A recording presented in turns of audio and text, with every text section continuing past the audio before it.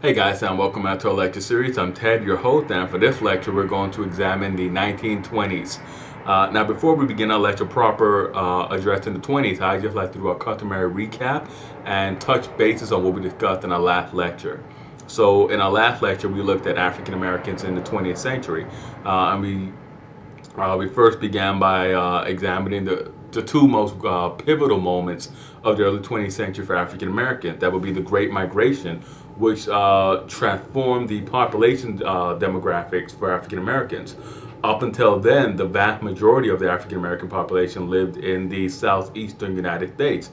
They overwhelmingly still resided in the former slave states. But the Great Migration saw them flood into urban centers, places such as St. Louis, Chicago, Detroit, New York City.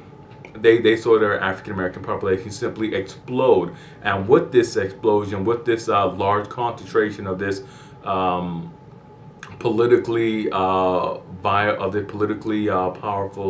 well, not totally powerful, but it's politically and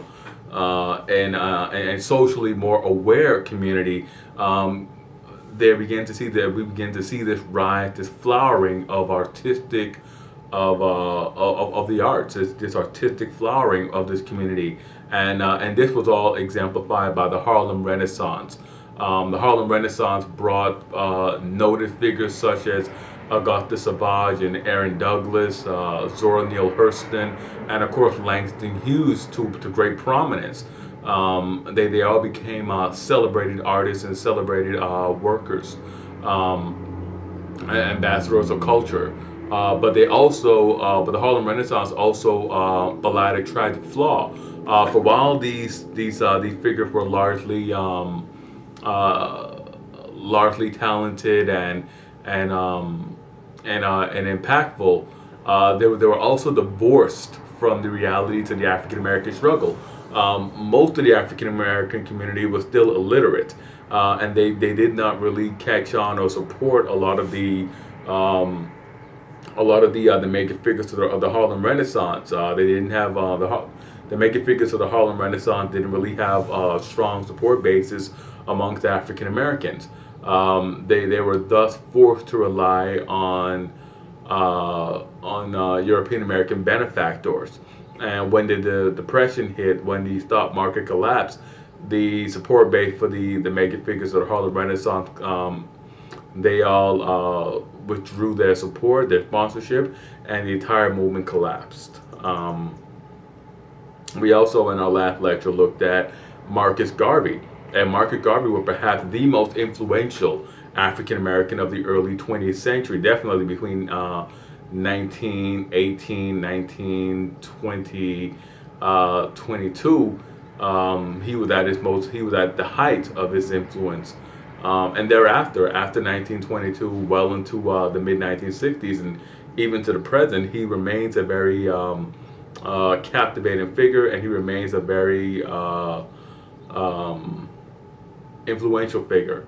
Garvey's message and his teachings on self-reliance, economic determination, community, and most importantly, ethnic pride, sort of reinvigorated the self-worth of many African Americans, and it endeared him to future groups like the Black Panthers and the Nation of Islam, and particularly Garvey would have a great influence on the thinking of future leaders such as Marcus Garvey and Huey P. Newton. And with that being said, I'd like to jump right into our lecture topic for today. And today we are beginning our examination of the 1920s. And to begin with, let me just say that the end of World War I made the United States a major world power. But the United States was a major power who sought to disengage itself from the world at large. In the 1920s, a fear of foreigners and eugenics, particularly an idea that eugenics led to a restriction on immigrants in 1921 and 1925.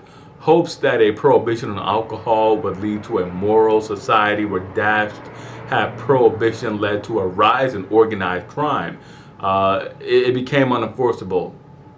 as many otherwise law-abiding persons became casual lawbreakers and didn't even bat an eye at it.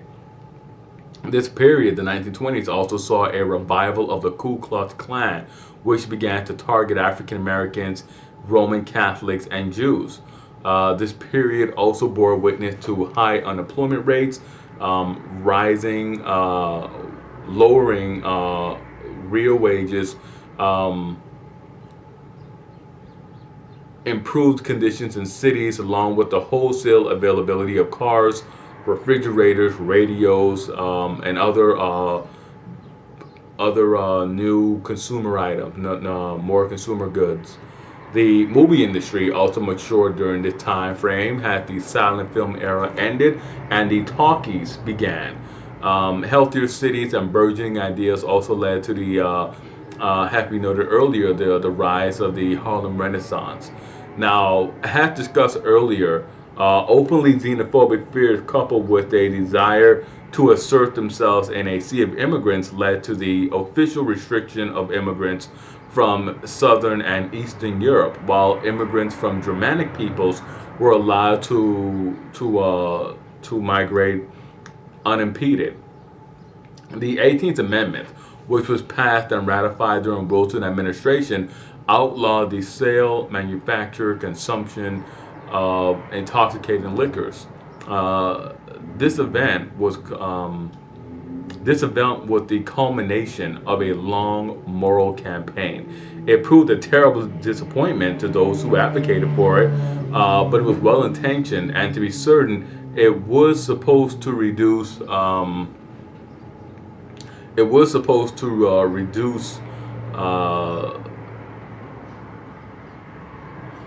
Family abuse and ensure that the men in the family did not put themselves at risk by suffering industrial accidents because they were drunk on the job. Now, the first real attempts at gaining prohibition were led by the Women's Christian Temperance Union, but the legislative push was led by the Anti-Saloon League, which advocated strongly during the war years, using a war necessity approach to conserve grain for the troops and identifying the major alcohol producers, Budweiser and Pabst, as Germans. Prohibition came into force in January of 1920, and right from the beginning, the law was being widely violated. It lacked proper enforcement. Enforcement of prohibition was placed into the hands of the Treasury Department rather than local police.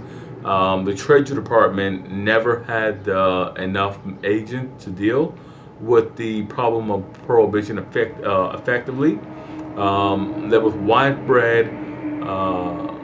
widespread and open bribery of officials.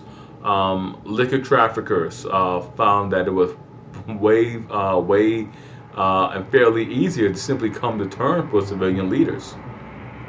Now, the law became largely unenforceable in many areas, that people became easily accustomed to breaking it without any fear of consequences.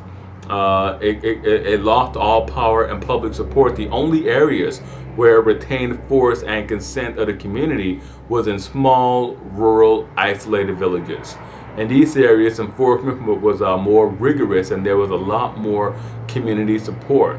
Now, Al Capone famously said of prohibition, "I make my money by supplying a public demand. If I break the law, my customers, who number hundreds of the best peoples in Chicago, are as guilty as I am. The only difference is that I sell and they buy.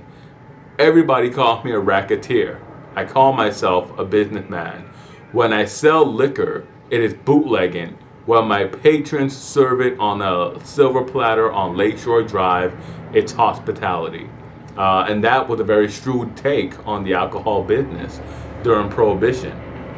Now, when Capone was finally arrested and convicted, it was not on racketeering charges or for any of the numerous murders he and his gang had committed, but rather for tax evasion. And again, because the Treasury Department is doing the enforcement, is that they're not really looking at these civil offenses.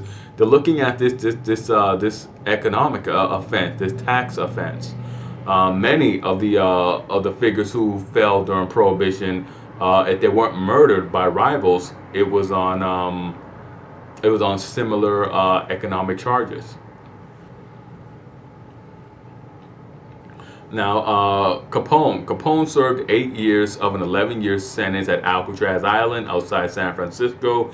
There are many benefits. There were many benefits to legalizing alcohol, such as having products be taxed and regulated.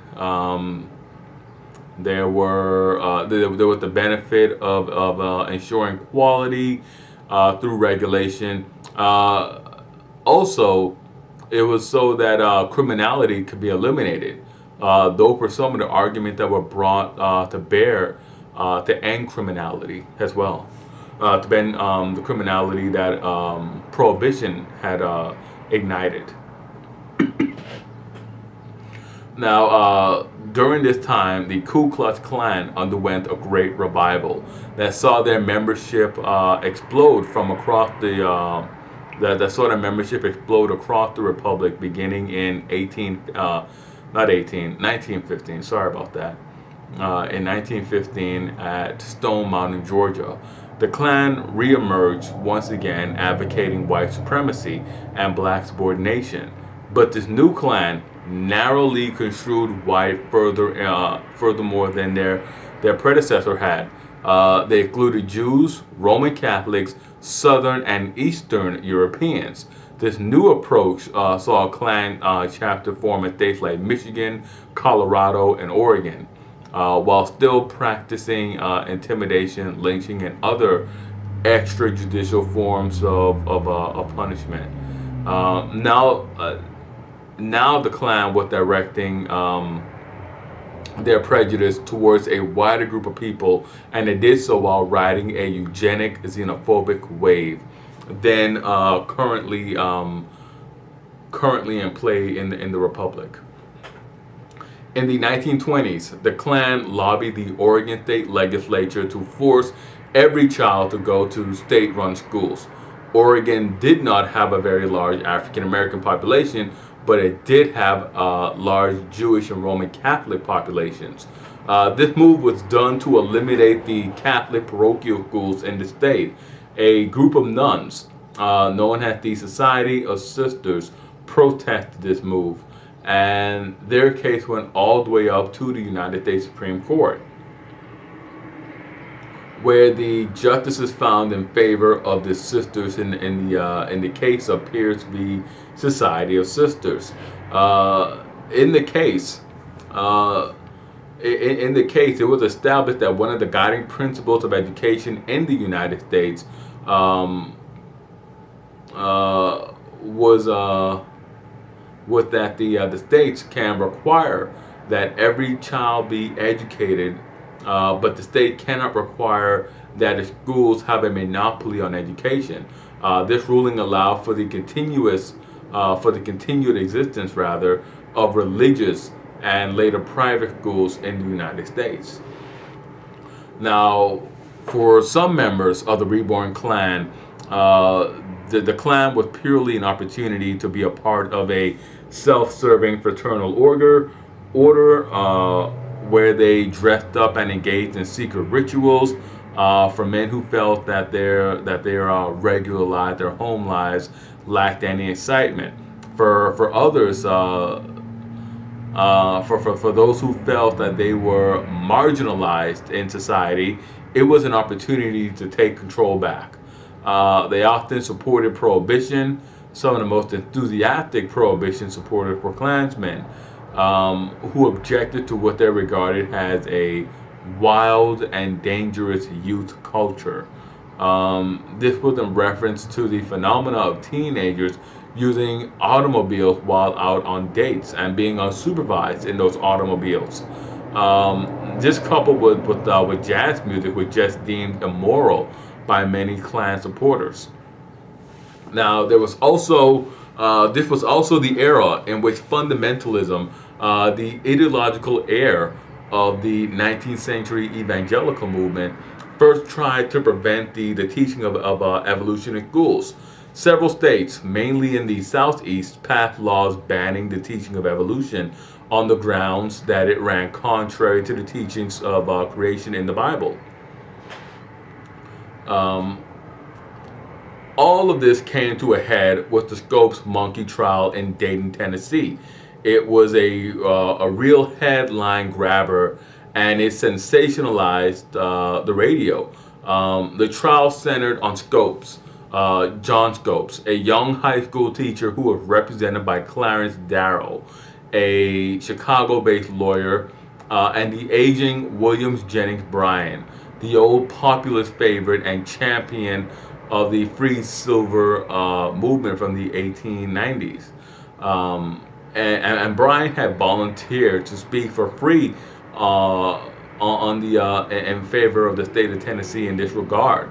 The case is notable for a climactic scene in which Darrow put Bryan on the stand and cross-questioned him about his beliefs and evolution and creation. The result was that Darrow severely embarrassed Bryan.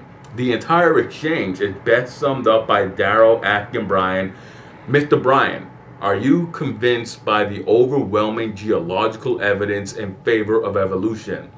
And Bryan responded by saying, "I am not interested in the age of rocks. I am only interested in the rock of ages."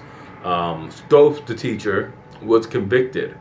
He had, after all, taught evolution in the classroom and violated the state law. The case was not one of animosity, though, as William Jennings Bryan had offered to pay Scopes' fine for him, and the law stayed on the books. The anti-evolution law stayed on the books for the next few decades, and the trial was the trial was a public relations defeat for the fundamentalists. It only added to the growing idea of urban sophistication and rural backwardness.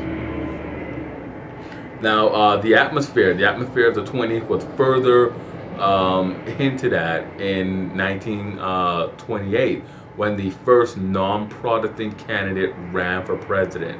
In 1928, Al Smith ran for president of the United States on the Democratic Party ticket. He was unsuccessful, and he lost very heavily. There were a number of reasons for this, and one was the economy was booming. The economy was doing very well. Another was that the strongest voter base of the Democratic Party, the Dixiecrats, or Democrats of the southeastern United States, would not vote for a Roman Catholic. And with that, we'll break, and we'll come back with part 2 of our examination, or our look at the 1920s. And as always, I'm Ted. Hit like, subscribe, and comment, and let me know what you thought about this lecture.